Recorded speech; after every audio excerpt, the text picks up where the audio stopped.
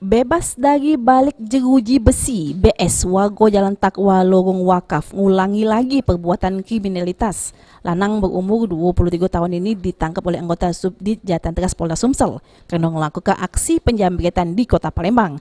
Setidaknya tersangka sudah sebanyak 75 kali melakukan aksi penjambretan. Dengan sasarannya, wong lagi tegak di pinggir jalan sambil nelpon, sambil main ke HP di pojok motor. Salah sikok korban dari aksi penjambretan yang dilakukan tersangka BS ini ialah anggota Polwan Polda Sumsel, di mana waktu itu korban lagi jalan kaki di Jalan Angkatan 45. Lalu tiba-tiba oleh tersangka tas korban berisikan HP sama surat-surat penting langsung dirampas oleh tersangka BS. Penjara dengan kasus jambret 2019 ya.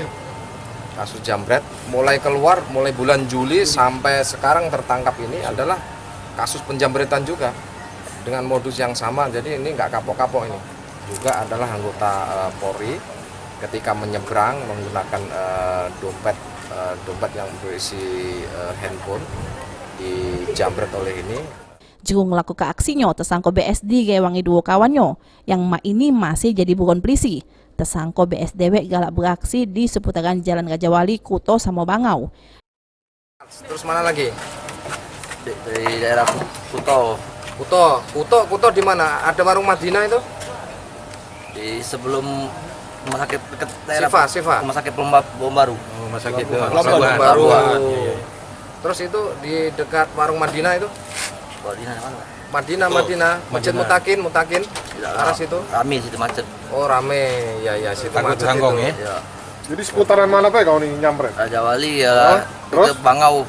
Terus? Bangau. Ya belakang selebriti ya. Terus Sasarannya siapa biasanya sasarannya? depan masjid.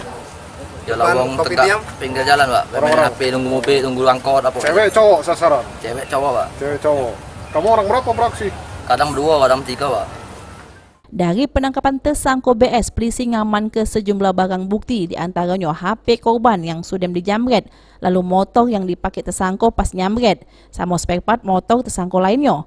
Polisi ini sudah mendata sejumlah aksi kejahatan yang dilakukan tersangka BS, sehingga polisi menghimbau sama para korban yang pernah kena jamret supaya datang ke Polda Sumsel guna dilakukan pemeriksaan. Firman Hidayat, PAL TV.